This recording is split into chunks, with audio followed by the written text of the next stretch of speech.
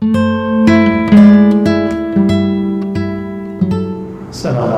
warahmatullahi wabarakatuh.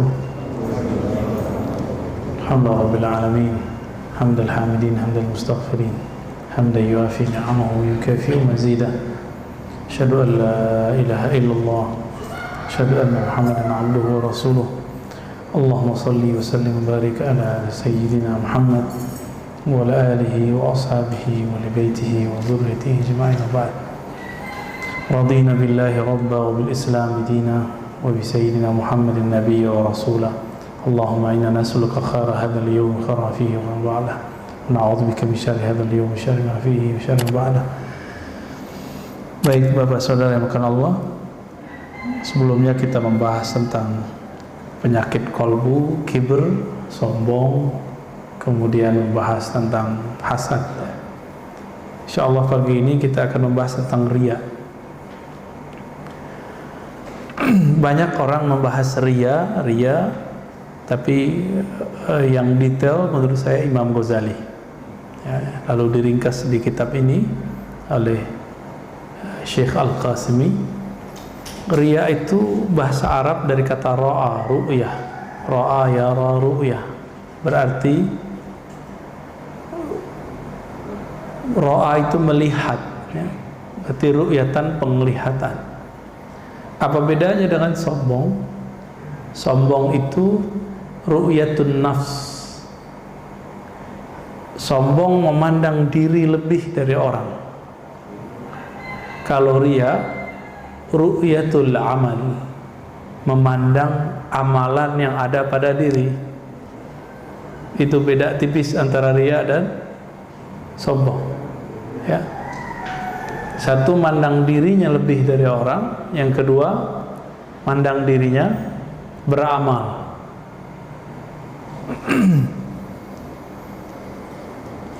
Semua itu bermula dari keinginan mendapat pujian, takut dicaci maki,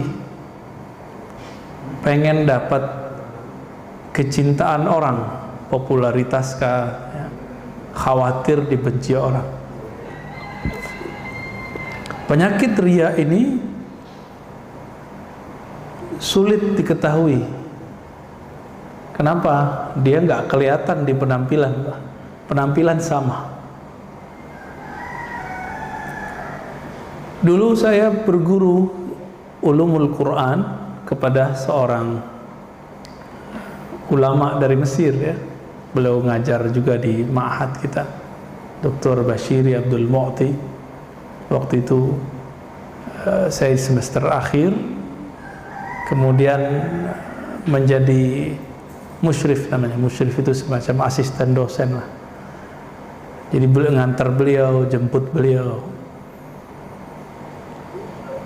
Saya tanya, ya Sidi, tudarris fi jam'iyah kaza wa kaza gitu. Anda ngajar di komunitas ini ya? Atau saya mengatakan kamu ngajar di kampus ini ya? Kampusnya nggak usah saya sebut ya. Wa ma indaka lihyah. Tapi Anda nggak punya jenggot. Padahal di kampus itu mesti punya jenggot tuh syekh doktornya.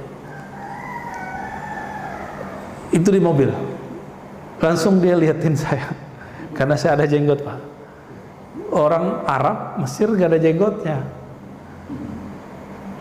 Apa kata beliau? Wa ma utilu lihyati illa lillah. Bocah, kira-kira gitu. Saya nggak manyangin jenggot kecuali karena Allah. Bukan karena saya ngajar di komunitas apa, di kampus mana. Wah, itu betul-betul menampar, ya. Karena saya berjenggot itu dulu supaya disebut ustadz yang jago sunnah, ustadz yang bermanhaj sunnah. Langsung rontok, Pak. Rontok semua itu. Jadi kadang-kadang berkalam-kalam dengan ahli ikhlas itu betul-betul kalamnya mengobati. Walaupun pahit, Pak, digituin. Ya. Kan itu kalam yang betul-betul menyinggung saya, ya. Saya tersinggung. Tapi saya tersinggung itu senang. Kenapa? Penyakit saya diobati. Karena dulu kita melihara jenggot supaya disebut ustadz sunnah. Ustadz ngajar sunnah maksudnya, bukan sunnah-sunnah yang di luar itu, bukan. Karena saya bang ngajar hadis kan. Ada lagi kawan kita, saya tanya, limadha yani afauta lihyatak, kok kamu biarin jenggotmu?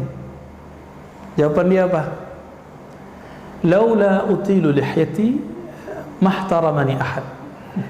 Kalau saya tidak memanjangkan jenggot, orang nggak hormat kepada saya, nganggap saya bocah, nganggap saya anak kecil. Masih bener nggak nih? Itu termasuk bagian dari riya. Makanya beginian, ini namanya rida, supaya diketahui, wah ustadz nih orang alim nih, sama pak, ya. Tapi bapak ini ingin terlihat kaya, boleh nggak?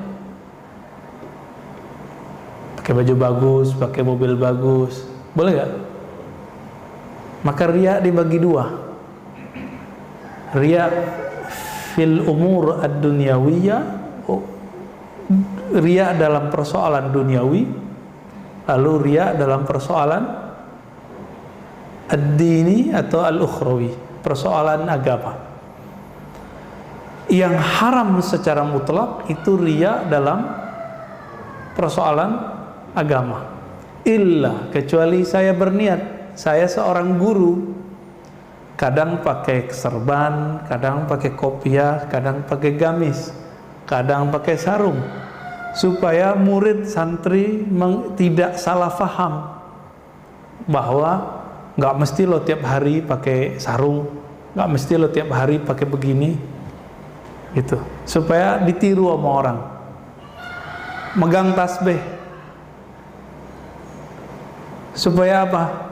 Bukan supaya disebut ahli zikir, supaya kita terkait dengan zikir. Maka alat tasbih itu oleh ulama salafus saleh, Imam Al-Hasan Al-Basri, disebut dengan qaidun.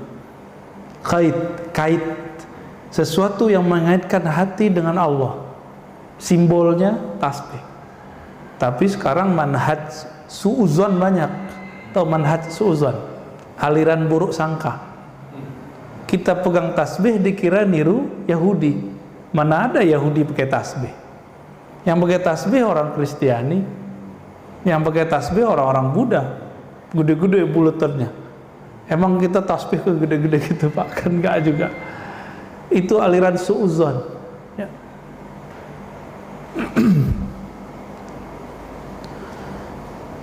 Di dalam Al-Quran, orang-orang riya itu diidentikan dengan yang suka beramal, amal akhirat, tapi tujuannya duniawi. Nah itu, jadi kalau boleh didefinisikan apa itu riya yang haram, orang yang beramal amal ukhrawi, amal agama, niatnya untuk kepentingan duniawi, baik itu popularitas, baik ingin disukai orang, dan segala macam.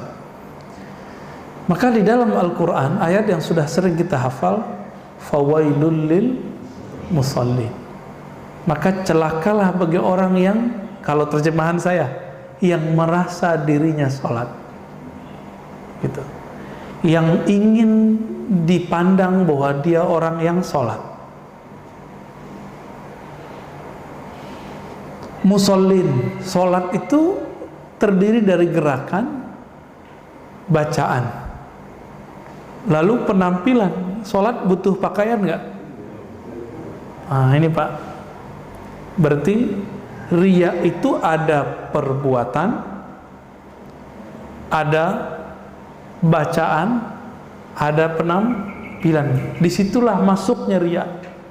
Jadi di mana saja riya itu punya indikasi, dia memasuki kita pada perbuatan kita, amal ya, taat.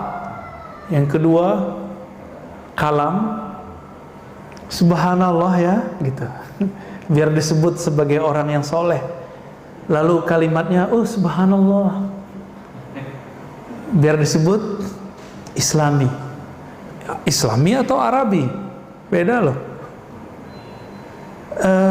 Gimana? Akhi, ukhti, supaya disebut kayaknya orang hijrah, sudah ngaji nih, sudah berubah nih. Berasa nggak Pak saya panggil ya akhi, atau saya panggil mas? Enakan dipanggil mana? Ya akhi itu kan mas sama aja ya. Akhi itu Arab, mas itu bahasa kita. Bang, dek, sama. Orang Arab sama aja. Orang Arab nyebut besar kecil seumuran itu akhi. Kita lebih lengkap. Jadi kadang bahasa Arab itu ada yang lebih lengkap dalam urusan-urusan tertentu, persoalan hukum, itu bahasa Arab menjagonya. Penafsirannya bisa dibawa kemana-mana. Tapi dalam budaya belum tentu. Kita nyebut beras, padi, lontong, apalagi Pak, bubur, ini barangnya sama kan? Itu di Inggris sama aja rice. Dalam bahasa Arab ruz, urz, sama. Maka dalam budaya kita lebih kaya sebenarnya. Kita manggil orang yang gede mas, orang yang kecil dek. Kita pernah dipanggil sama mahasiswa ya akhi.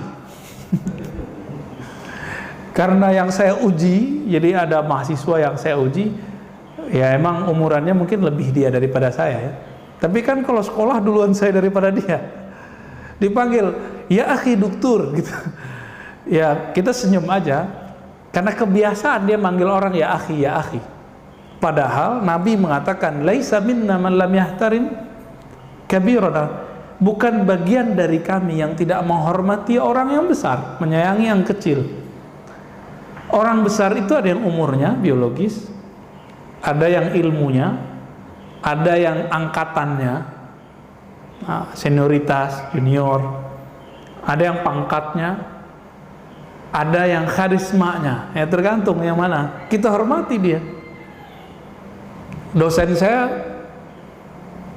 sekarang jadi apa sekarang? Jadi dia cerita, dulu ada teman kamu manggil saya pakai antum-antum gitu.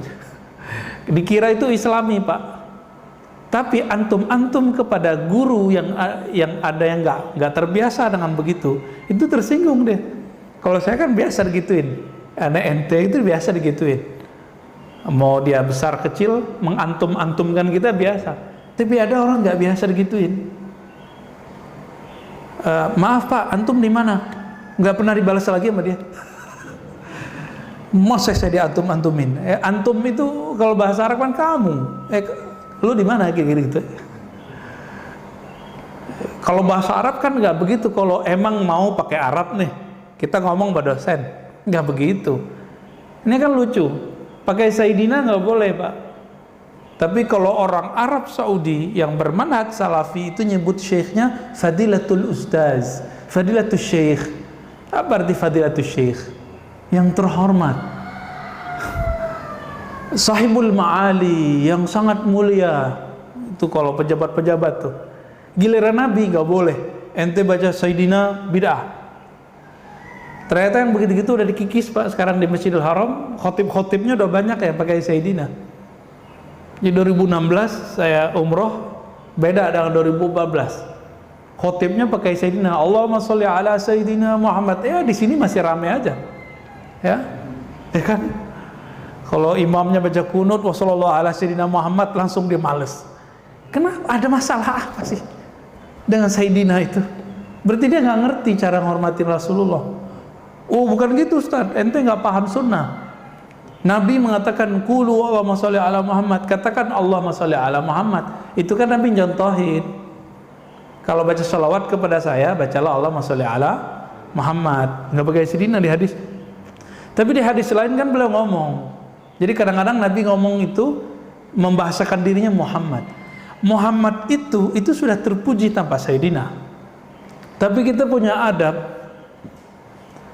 Apa kata beliau? Ana sayyidu waladi Adam yaumal qiyamah wala fakhar. Aku adalah sayyidnya manusia yaumal qiyamah. Pada hari kiamat la fakhar. Sekarang kita nggak tahu, nanti kita bakal lihat. Nabi Adam aja tersungkur ya ketemu Nabi Muhammad sallallahu alaihi wasallam. Nabi Musa aja kaget ngeliat Nabi Muhammad. Maka beliau bilang, saya sayyidnya manusia. Manusia nggak sini? Kalau manusia ya biasa aja orang baca Sayyidina. Tapi kalau ada orang yang nggak baca Sayyidina juga nggak apa-apa sebenarnya. Tapi jangan salahkan yang baca Sayyidina. Ini ujian khotib, Pak. Jadi kalau pas sholawat nggak mau baca Sayyidina, kenapa? Ada 1-2 orang di antara jamaah itu menurut dia ini anti Sayyidina. Untuk menghormati 2 orang ini, ratusan orang yang sholat di situ merasa nggak nyaman telinganya. Cuma karena ngormatin 2 orang yang rese ini. Akhirnya ketika sholawat, Allahumma sholli ala Muhammad, dengan niat ingin menghargai 2 orang itu riya. Tapi dia begini, kadang saya mengamalkan Allahumma sholli ala tanpa Sayyidina, boleh. Kadang saya mengamalkan Allahumma sholli ala Sayyidina, itu nggak ada masalah. Tapi kalau karena si fulan, ini baru bid'ah. Bukan bid'ah lagi ya, haram malah.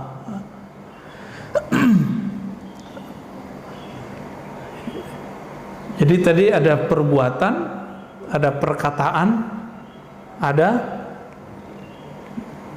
penampilan. Nah, yang paling banyak kena itu di kalam. Ya zaman-zaman sekarang ya. Masya Allah, ya akhi. Supaya disebut apa tadi? Islami. Itu bukan Islami, itu namanya apa? Arabi, kearab-araban. Beda kearab-araban dengan keislaman. Islam itu agama adab. Adab itu sesuai dengan tradisi kita. Kecuali orang udah ngerti bahasa Arab. Ya. Jadi saya mengimbau teman-teman yang lagi semangat nih giroh belajar Islamnya, tidak usah mengarab-arabkan gaya kalam kita. Berkalam seperti biasa. Kecuali lagi kursus, ayo pakai akhi uhtian kita. Ya, kita layani bahasa Arab, mau berapa jam juga bisa kita layani ya. Nah, fawailul lil musallin, maka celakalah bagi orang yang merasa dirinya sholat, ingin dipandang bahwa dia sholat. Jadi mohon maaf Pak, kita bisa husnuzon, bisa suuzon. Kalau antum sholat lagi syuruk, husnuzonnya mau berangkat kerja, suuzonnya waduh pengen dilihat nih gitu. Atau suuzon lagi apa? Nggak ngerti bahwa ngaji itu lebih afdol daripada sholat sunnah.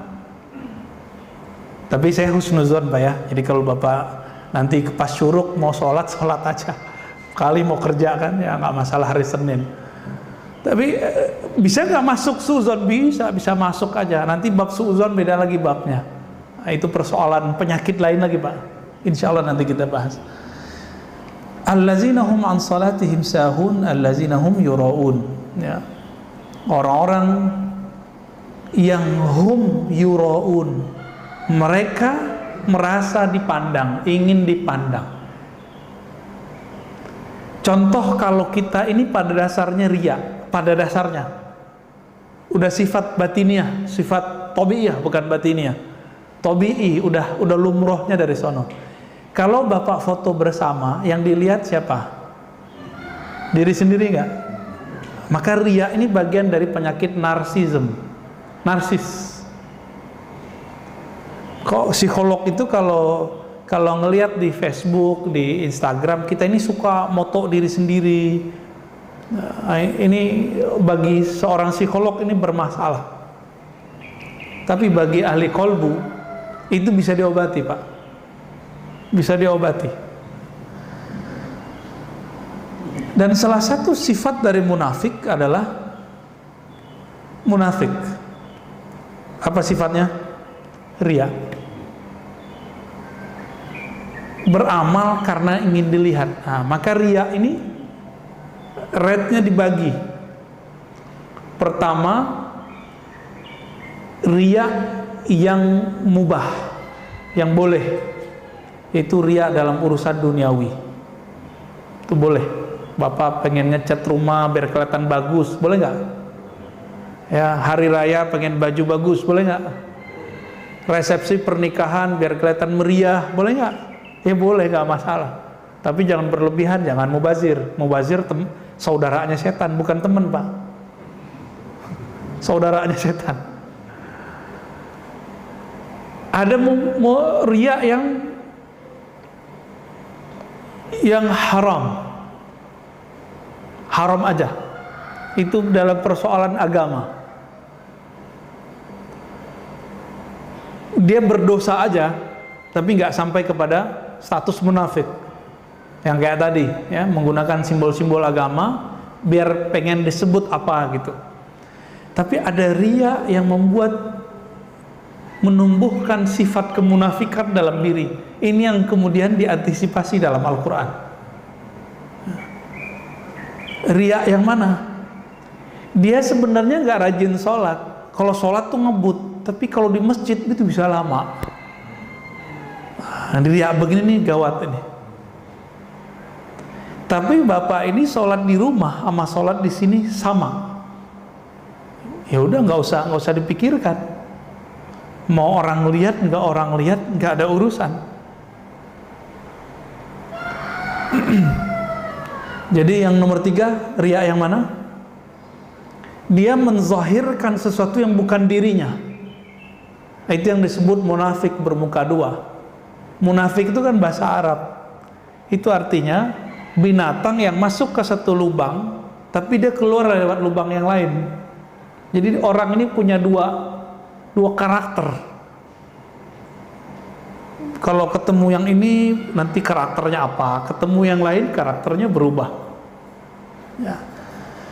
Kalau kita baca Quran agak keras sedikit atau berzikir subhanallah agak keras sedikit, ada bisikan nggak Pak di hati? Kencengin dong biar kedengeran sama orang gitu. Bapak sadar ya? Berarti kita bisa berdialog sama diri kita sendiri dan bisa berdebat. Kata-kata hati, kamu nggak usah perhatiin orang, biarkan saja orang itu, benar nggak? Nah ini yang masih lemah nih, kekuatan yang ngomong itu masih lemah. Yang masih kenceng yang mana? Yang bilang, baca dong depan orang, ya, biar kelihatan soleh.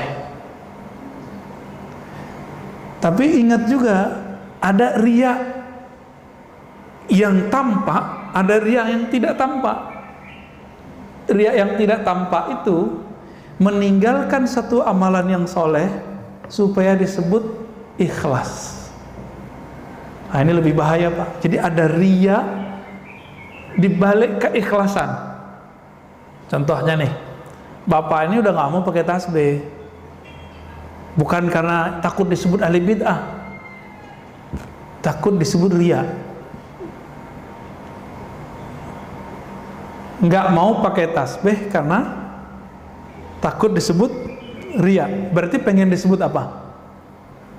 Pengen disebut ikhlas. Itu riya juga tuh. Ini riya yang paling bahaya. Itu yang tidak bisa dibersihkan pakai paradigma ngaji begini. Dia harus pakai zikir. Zikirnya harus lebih kenceng. Zikirnya 2 aja, la ilaha illallah dengan ismul jalalah Allah. Nah, la ilaha illallah banyakin Pak. Karena zikir Allah itu harus ditalkin. Kalau la ilaha illallah kau udah dapat dari kecil, zikir aja. Bedanya sekarang dikasih makna. Tidak ada yang memandangku kecuali Allah. Aku tidak beramal kecuali karena Allah, itu maknanya la ilaha illallahnya. Itu cara ngobatin diri. Kenapa nggak sholat sunat? Malu ntar disebut orang riya lagi. Nah itu masuk tuh. Kenapa nggak baca assalamualaikum? Ntar disebut orang soleh lagi, orang alim, so alim. Berarti dia takut disebut riya karena so alim. Berarti pengen disebut apa dong? Pengen disebut ikhlas. Jadi riya di dalam keikhlasan itu dia. Tarkul amali khaufar riyaun. Begitu kaidahnya. Meninggalkan satu amalan karena takut disebut riya, itu adalah riya yang tersembunyi dalam keikhlasan. Nah ini lebih berbahaya Pak. Dan itu harus dibenerin, ya.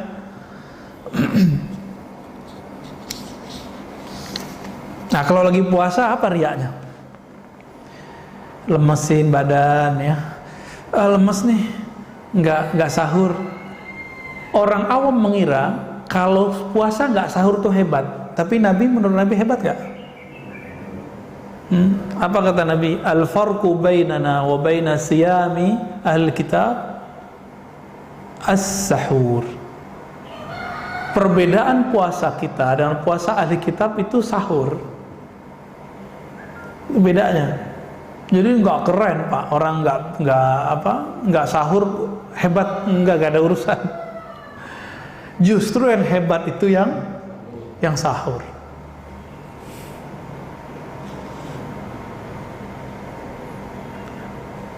Ada riaknya ahli agama, tokoh-tokoh agama, pengen dibantu orang. Gimana caranya? Teriak-teriak ya, cari perhatian di sosmed, di Facebook. Pengen punya pesantren, foto tanah kosong, terus bilang, ya Allah, semoga diberi nanti kesempatan bikin pesantren. Posting. Pengen apa? Pengen nanti supaya ada orang kaya beli dia tanah, kan gitu. Atau pengen ada orang punya tanah ngasih dia wakaf, sama aja. Hatinya gantung sama makhluk, nyantol sama makhluk. Dakwah nih, zaman-zaman musim hujan, belum punya mobil, belum punya kuda berkaki 4, ya. Kena hujan, pasang status di IG kah, di WA kah, ya Rob, beginilah perjalanan dakwah. Musim hujan, baju pun basah, tapi belum punya apa? Kuda roda 4. Niatnya apa?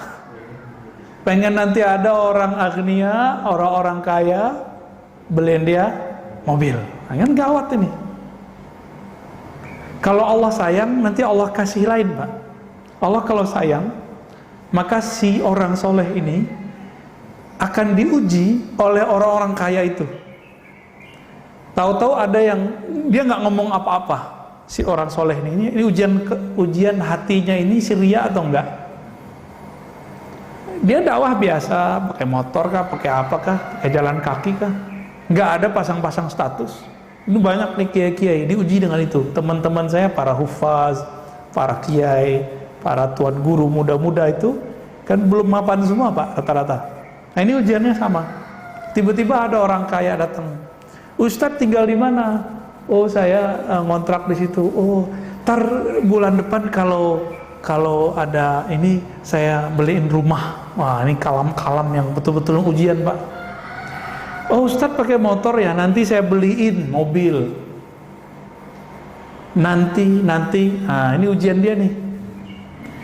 Orang kalau udah ngomong begini jangan pernah percaya. Ini pada aktivis keagamaan nih, kiai kah, ustadz kah, santri kah. Jangan pernah percaya. Itu ujian sengaja Allah kirim. Biasanya mau ditunggu sampai kapan aja itu nggak ada datang. Biasanya kalau Allah lagi nguji. Tapi kalau Allah ingin kasih istidraj, zahirnya nikmat, batinnya adalah jebakan, itu langsung dikasih Pak. Itu berarti Allah nggak sayang sama orang ini. Tapi kalau Allah sayang sama orang ini, diselamatin hatinya. Ditunggu sekian bulan, bahkan setahun, nggak ada tuh orang tuh datang. Ya dulu kiai saya juga cerita gitu. Bangun rumah dinas untuk para dosen, para ustadz, ya. Untuk Mahat Ali ini kan sebatas setara dengan kampus S1. Maka dibangunkanlah rumah dosen. Berkalamlah seorang agnia, orang kaya nih, konglomerat, bikin hati melarat.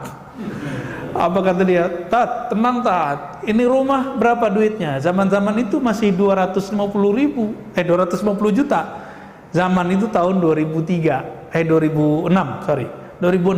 Itu udah dapat 2 tingkat tanpa tanah Pak ya. Ditunggu-tunggu sama beliau 2 tahun, la kalam wala salam. Sesekali beliau sapa assalamualaikum, nggak bilang apa-apa, rumah udah jadi. Sama kontraktor udah utang. Itu ujian kiai saya tuh. Akhirnya beliau belajar juga di situ, nggak boleh gantung sama Orang nggak boleh. Teman saya ngeredit rumah, datang orang kaya, hafiz Ustadz, saya lihat beliau sangat tulus kalau ngajar. Nggak tahu isi hatinya ya, cuma kan kelihatan penangan kita begitu. Karena ada seorang ibu-ibu kan gampang ternyuh ngelihat Ustadz ini berjuang. Ustadz, ini rumah masih kredit ya? Oh iya, nanti saya bayarin Ustadz, berapa bulan lagi, berapa tahun lagi, nanti saya bayarin semua. Udah 3 tahun ditungguin nggak ada Pak. Ya, saya tepuk-tepuk orangnya. Sabar ya. Kalau ada orang begitu, Allah sayang sama ente. Kalau Allah nggak sayang sama ente, ente dikasih. Nanti hatinya orang yang hafiz Quran, kiai ngajar sunnah, kiai punya pesantren, nggak lagi berta'alluq, bergantung kepada Allahus Samad, tapi bergantung kepada orang yang kaya konglomerat itu. Maka nanti kelihatan kalau orang kaya ngajak, dateng, suara dibagus-bagusin, ngajinya diindah-indahkan, suaranya agak ke dalam dikit, atau agak dikencengin dikit, biar kelihatan performanya bagus. Enggak, itu bohong semua itu. Ya. Cari muka. Maka efek dari riya ini cari muka. Dan makhluk yang suka cari muka itu si guguk apa si monyet?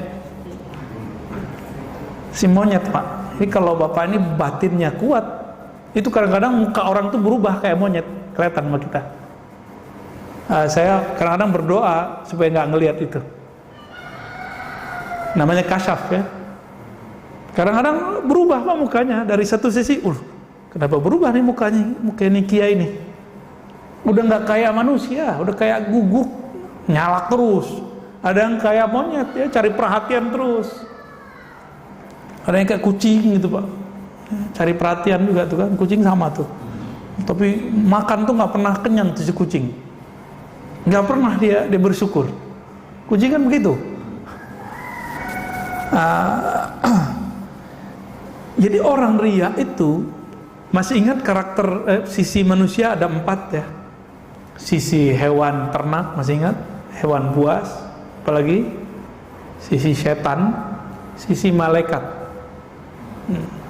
Sebenarnya ditambahin sisi ruh 5. Ada sisi rohani. Rohani ini semuanya baik. Kalau malaikat ini ada yang semuanya baik, tapi ada yang nggak cocok sama kita. Kalau setan semuanya buruk, walaupun zahirnya baik. Kalau hewan buas itu ada baik, ada buruknya. Marah itu ada saatnya nggak baik, ada saatnya buruk. Apalagi sisi hewani. Nah, hewan yang mana nih? Biasanya hewan-hewan yang ternak ini. Jadi orang riya ini turun pangkat dia. Kalau nggak buas, kalau nggak, ya ceramah nih. Ini sekarang kan lagi rame. Ini mohon maaf, saya secara fikih agak sedikit berbeda pemahaman dengan beberapa pergerakan. Ya mohon maaf. Ini bukan karena kita kenapa-kenapa. Ini bukan persoalan liberal gak liberal. Ini masalah paradigma memahami fikih. Ada orang berceramah bulan puasa, ayo kita tutup rumah makan. Ini kemungkaran. Adil nggak Pak? Tutup rumah makan, tapi Indomaret dibuka. Adil nggak? Lebih ngiler ngelihat air dingin di kulkas atau ngelihat rumah makan warteg-warteg? Dan di dunia ini, di Jakarta aja yang mayoritas Islam, itu ada nggak orang yang nggak puasa? Anak kecil kah? Perempuan haid kah? Orang sakit? Musafir? Orang kafir? Non-muslim? Mereka kan nggak puasa. Terus kalau ada rumah makan ditutup, mereka mau makan di mana? Apalagi orang-orang di perkotaan punya tradisi tidak memasak. Benar nggak? Jadi orang ini ada cara berpikir fikihnya nggak jelas, lalu dipakai ketidakjelasan itu dalam bab amar ma'ruf nahi mungkar supaya disebut ustadz ahli nahi mungkar. Kalau ceramah tuh berapi-api, kita tutup supaya disebut ustadz yang tegas, kalem-kalemnya, masya Allah. Tapi niat di hatinya apa? Pengen disebut ustadz ahli nahi mungkar. Bagus menjadi ustadz nahi mungkar, bagus. Tapi kalau terbesit di hati pengen disebut ustadz ahli nahi mungkar, ini riya juga. Tegas galak biar disebut ustadz tegas, ya sama aja. Dan ini wasiat untuk diri saya sendiri dan untuk para dai. Sekarang ada satu penyakit yang dijadikan sebagai sebuah pakaian atau karakter bagi para pendakwah. Padahal itu bukan miliknya dai, tapi itu miliknya artis. Apa itu? Branding. Branding diri. Branding itu ilmu apa, Pak? Ilmu dakwah apa ilmu marketing? Ya marketing. Emang orang dakwah jualan? Jadi sekarang orang nge-branding dirinya, Ustadz cinta lah, kan dulu ada muncul ya. Ustadz apa lagi? Ada ustadz dengan gaya tertentu, gelar-gelar tertentu, sebutan-sebutan tertentu, baju-baju tertentu. Kalau pengen misalnya biar ini niatnya supaya orang fokus, boleh warna tertentu, silakan. Kalau niatnya ingin membuat suasana baru, nggak apa-apa. Tapi kalau ingin populer dengan nama itu, dengan karakter itu, ini bagian dari riya. Orang yang riya itu, jika amalnya amal agama, dia dapat apa yang dia niatkan di dunia, tapi habata ajruhu, begitu disebutkan ya. Tapi amalnya gugur semua. Ya paling-paling nanti dia akan dikenal sebagai Ustadz Fulan, Ustadz A, Ustadz B, Ustadz Amar Ma'ruf. Kalau ini Ustadz Nahi Mungkar, Ustadz Serbanan, Ustadz Habiban. Pengen disebut dengan gaya-gaya begitu. Bapak itu menghormati orang dengan pakaian atau dengan ilmu yang ada di dadanya? Awal-awalnya pakaian, bener ya? Biasanya perbedaan ustadz dengan gak ustadz kan, kalau biasa ustadz bawa gini, ya gak? Ya, bener gak? Tapi kalau dia berkalam, wah kayaknya bukan ustadz deh, bisa jadi kan? Wah kayaknya gak cocok deh, bisa begitu kan? Berarti orang hebat gak hebat bukan karena dia punya. Maka kita kasih tahu kepada diri saya sendiri dan para pendakwah, jangan sibuk dengan performan penampilan zahir. Ya. Aslih qalbak, perbaiki itu kolbu. Kalau udah bener kolbunya, apapun penampilannya nggak mesti begini, nggak mesti pakai kopiah, pasti kalamnya enak didengar. Ya. Maka kebalikan dari orang-orang sok ikhlas tapi riya ini, ada namanya kelompok malamatiyah. Pernah dengar malamatiyah? Malamatiyah ini dia kata lama yalumu, orang yang tidak pernah menyimpan keburukan dalam dirinya, niat buruk. Dia niatnya pengen terkenal, tapi dengan penampilan religius, beramal amal ukhrawi untuk popularitas diri. Dia nggak ada itu.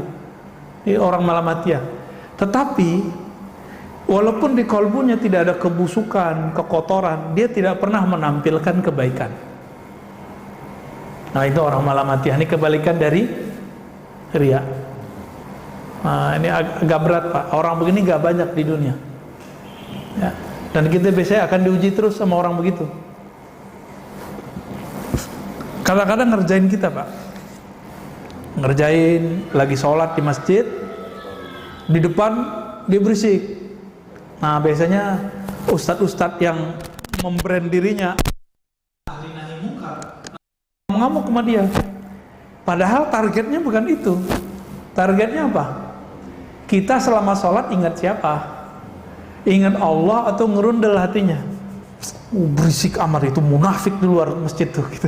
Lagi sholat hatinya memumpuk kebencian. Ini hati-hati juga, tanda sholat gak khusyuk.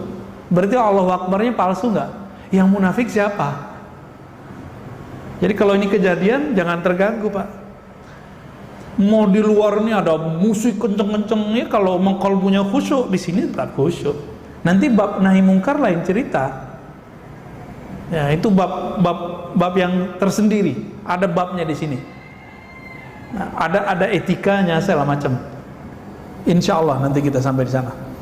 Maka Bapak Saudara makan Allah ini sangat banyak tadi ya. Riya ini lebih berbahaya daripada penyakit-penyakit zahir, lebih bahaya daripada kejahilan, lebih bahaya dari semuanya itu. Nah, dia bibit kayak kanker yang nggak terlihat.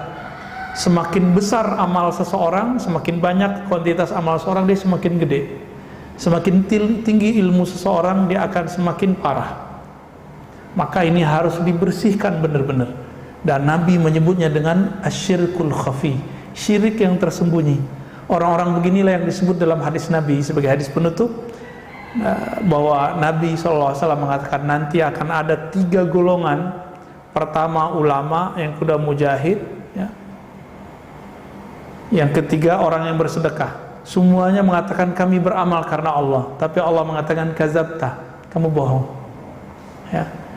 Yang berjihad ingin disebut orang yang berjihad. Ini gerakan-gerakan tahun-tahun sebelumnya kan bagus-bagus, ya. 2016 berapa itu, ya, ngumpul 212. Terus teman kita posting, saya malu 10 tahun nanti jika tidak ikut aksi bela Quran, nanti anak cucu saya akan mempertanyakan, kemana Abi 10 tahun yang lalu, Quran dihina, Abi tidak. Maka dia mengatakan, saya karena malu nanti akan ditanyakan generasi berikut, saya ikut. Itu brainwash, Pak. Brainwash lewat sosmed. Dia mau bela Quran bener gak? Tapi niatnya bener gak? Gak bener. Itu gerakan paling rapi. Gak ada sampah, Pak. Rumput gak diinjak. Difoto sama teman kita, diposting. Inilah Islam itu indah dan bersih, supaya orang non muslim melihat bahwa Islam itu indah dan bersih. Loh, kita bersih dan indah bukan mau dilihat orang non muslim. Jadi dia masuk ke dalam bab-bab seperti ini. Bahaya nggak? Ini bahayanya. Posting dulu, ini kan viral dulu ya. Posting simbol tauhid. Ini bertauhid itu, beriman itu harus butuh perjuangan. Untuk apa berjuang? Berjuang aja, nggak usah posting-posting, ya. Mau berjuang, mau apa, nggak usah diposting. Kecuali antum fundraising lembaga zakat, atau pengurus masjid lagi fundraising, perlu kita foto, kita ngasih apa, tapi jangan norak juga, ya. Jangan norak. Di salah satu lembaga zakat itu ada namanya Pak Parni Hadi. Itu marah, Pak, kalau ada orang mau fundraising terus eksploitasi orang susah. Di foto tuh orang-orang patah kaki, orang sakit, orang cancer, di foto terus kita ngasih duit. Itu penghinaan namanya. Merendahkan dia. Kita mau mengambil duit orang-orang kaya, mengetuk hati orang kaya dengan mengeksploitasi yang menjadi aib orang ini. Fakir itu bagi orang aib nggak? Miskin, itu aib bagi mereka. Maka banyak orang-orang miskin sok kaya itu banyak, supaya nggak ketahuan miskinnya. Orang sakit itu malu ketahuan sakitnya, kecuali dia mau cari perhatian biar dapat duit. Itu lain cerita, ya. Maka Bapak salamualaikum Allah, karena ini penyakit yang tidak terlihat, kita yang tahu bahwa kita punya penyakit ini atau tidak. Maka orang yang merasa dirinya tidak ria, saya curiga dia ada keriaan dalam dirinya. Maka tuduhlah kita setiap hari di dalam diri kita ada ria. Maka istighfarnya sudah naik pangkat. Tidak hanya lagi dari dosa yang zahir, tapi istighfar berikut adalah istighfar dari dosa batin, dosa yang gak tampak. Jadi setiap hari Bapak salamualaikum Allah, coba biasakan 3 kali baca pagi sore, astaghfirullah, ya Allah ampunkan dosa riya di hatiku, ya Allah ampunkan dosa sombong di hatiku, ya Allah ampuni dosa semua penyakit-penyakit hatiku. 3 kali, Pak, minimal pagi sore, pagi sore. Lebih afdol jika dibaca sebelum tidur. Lebih afdol lagi kalau ditambah ketika kita tahajud malam hari. Itu cepat sekali bersihnya. Jadi harus diistighfarkan. Itulah pembersihnya. Lalu kalau sudah diistighfarkan, dia harus diharumkan. Apa pengharumnya? zikir kolbu. Maka dimanapun kita berguru, kalau ada ahli zikir kolbu, ambil zikirnya, pelajari. Zikir kolbu itu mata dipejam, lidah dikunci, mulut ditutup. Lalu yang berkalam cuma kolbu yang tadi punya penyakit ria, dilatih supaya dia menyebut nama Allah, tidak merasa dipandang oleh makhluk, tapi yang mandang adalah Khalik. Jadi riya yang boleh itu riya kepada Allah, tapi nggak ada istilah begitu. Namanya ihsan, menyebut nama Allah dan meyakini Allah mendengar kita menyebut namanya. Allah melihat bahwa kita membaca namanya. Nah, ini baru namanya ihsan. Baik, kira-kira itu Pak. Gimana? Ada yang mau ditanyakan? Ini nggak pada kerja nih. Udah pas jam 6. Jam saya. Oh, jam saya telat ya.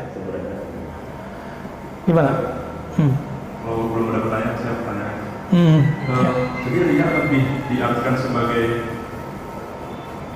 ingin dikatakan kenyataannya A, ingin dikatakan B di orang lain, atau membanggakan diri sendiri.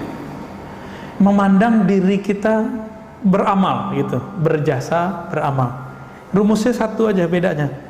Kalau sombong merasa diri lebih, kalau riya merasa punya amal, merasa beramal, merasa berjasa, merasa berilmu, pengen kelihatan ilmunya gimana, ngomongnya agak diistilah-istilahkan dikit karena baru pulang dari barat, ngomongnya Inggris-Inggrisan dikit. Kalau dari Perancis nggak fuang sedikit.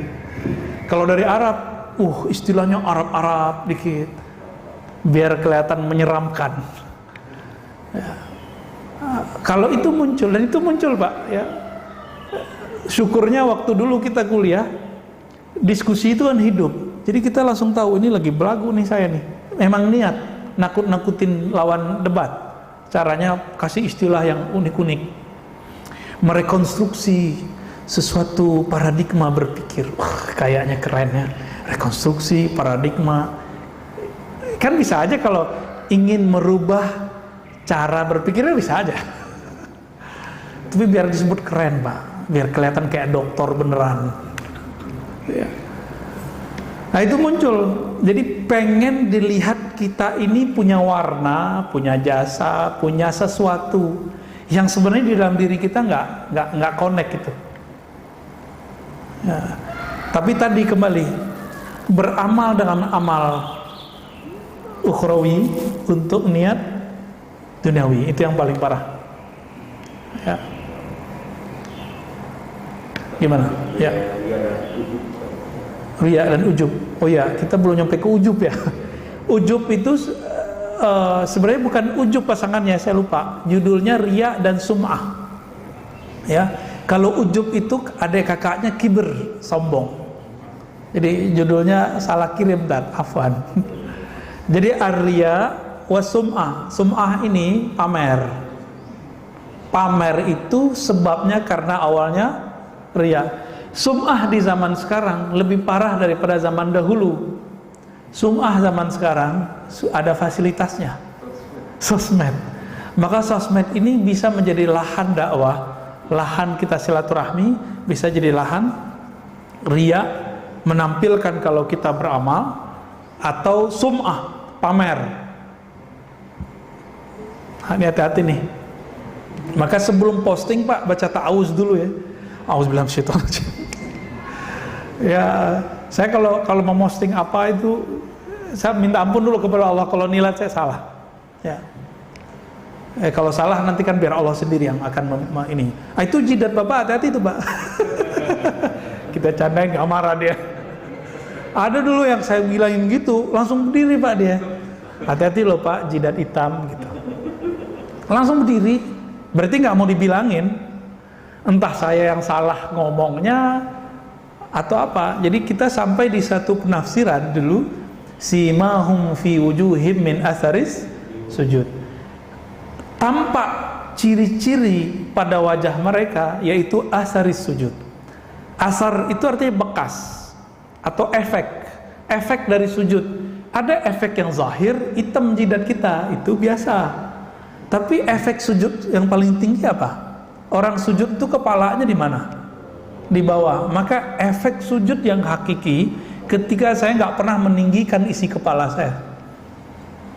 Baru jidatnya lahir batin tuh Pak. Jadi yang jidatnya hitam itu kewajibannya lebih besar daripada kita yang nggak hitam Pak. Karena orang tahu, wah ini kayaknya banyak sujud nih. Maka kewajiban Bapak lebih kuat daripada kita, lebih berat menjaga efek sujud nih. Ya, jenggot sama, yang punya jenggot ini lebih berat Pak urusannya.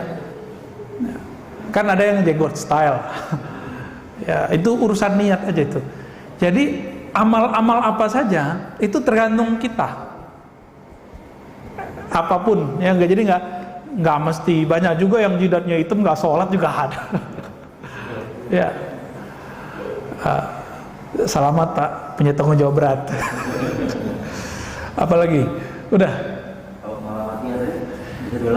Malamatiah itu orang yang tidak menyimpan keburukan di hatinya, tapi tidak menampilkan sedikit pun kebaikan. Ibadahnya nggak kelihatan sama kita.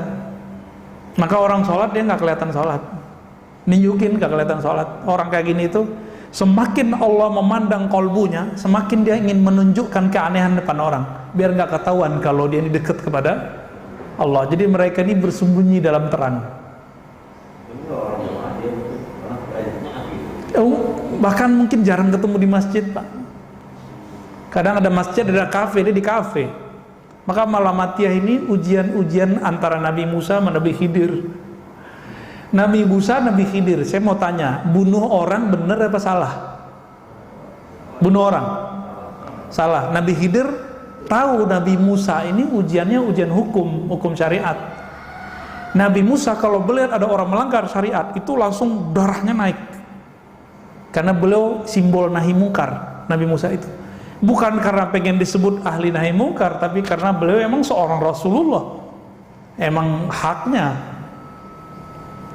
Ujiannya siapa? Apa pantangan Nabi Musa dibuat sama beliau? Bapak ini suka jamaah, nanti akan diuji oleh Allah. Tetangga nggak sholat jamaah, hatinya bilang apa? Munafik nih, gitu. Munafik nih nggak sholat ke masjid. Hati-hati Pak, itu ujian kita semua tuh. Coba aja rasain pulang ke rumah, ya kelihatan kok pulang subuh lampunya belum mati juga nih, belum kedengaran ada bunyi keran hidup nih. Setan langsung bisikin tuh, yang suci tuh ente, yang ikhlas ente, samping ente munafik. Kenapa? Dia pakai hadis. Jadi setan nih hafal hadis. Kenapa? Kita belum lahir dia sudah dengar Nabi ngomong. Apa kata Nabi? Asqalus shalah alal munafiqin. Salat paling berat bagi orang munafik adalah dua, Isya dan.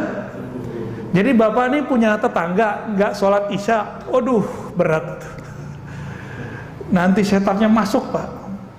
Jangan kira saya ini selamat, tiap hari saya menghadapi itu Pak. Tetangga kita ada yang sholat subuh, ada yang nggak sholat Isya di masjid, tapi dia sholat nggak di rumah. Sholat di rumah, masa nggak sholat di rumah? Mungkin karena corona dia nggak datang ke masjid, kan bisa begitu. Atau mungkin dia punya mazhab. Imam Ghazali ini punya satu mazhab yang beda sama yang lain. Bagi beliau, orang yang hatinya berpenyakit berat dianjurkan dia berkhalwat. Maka di saat-saat dia berlatih ini boleh ditinggalin sholat jamaah, kecuali Jumat. Tapi nggak boleh tiap sepanjang masa, nggak boleh. Cuma di hari-hari khalwat. Tapi pandangan ini ditolak oleh para imam kita. Imam Barkawi, ya, imam pensyarah kitab Ihya Ulumuddin menolak itu. Itu persoalan fikih. Tapi Imam Ghazali kan ngerti dirinya sendiri. Ya. Beliau itu riaknya karena posisi. Dulu beliau kan profesor, gelarnya Hujatul Islam. Jadi semakin tambah ilmunya, tambah gelarnya, wah ini semakin tinggi, semakin kuat pengaruh riaknya. Dan Imam Ghazali orang yang mengalami, mengidap penyakit itu semua di waktu beliau terkenal. Maka beliau menghilang 10 tahun, diajarkan Asmaul Husna oleh Imam Abu Ali Al-Farmadi, dan berzikir dengan itu. 4 tahun sebelum wafatnya beliau balik ke Baghdad, lalu pindah ke kampungnya dan bikin surau atau zawiyah pesantren kecil. Disitulah beliau mengajarkan kolbu. Lahirlah kitab Ihya Ulumuddin, ya, menghidupkan ilmu agama yang zahir plus batin. Tidak hanya zahirnya, tapi juga batinnya. Semoga kajian ini diridhoi oleh Allah. Semoga kajian ini bisa membimbing kita, membersihkan diri saya pribadi dan kita yang hadir, kita mendengarkan. Amin ya rabbal alamin. Wassallallahu ala nabiyina Muhammad, subhanakallahumma wa bihamdika, asyhadu an la ilaha illa anta, astaghfiruka wa atubu ilaik. Mohon maaf lahir batin. Assalamualaikum warahmatullahi wabarakatuh.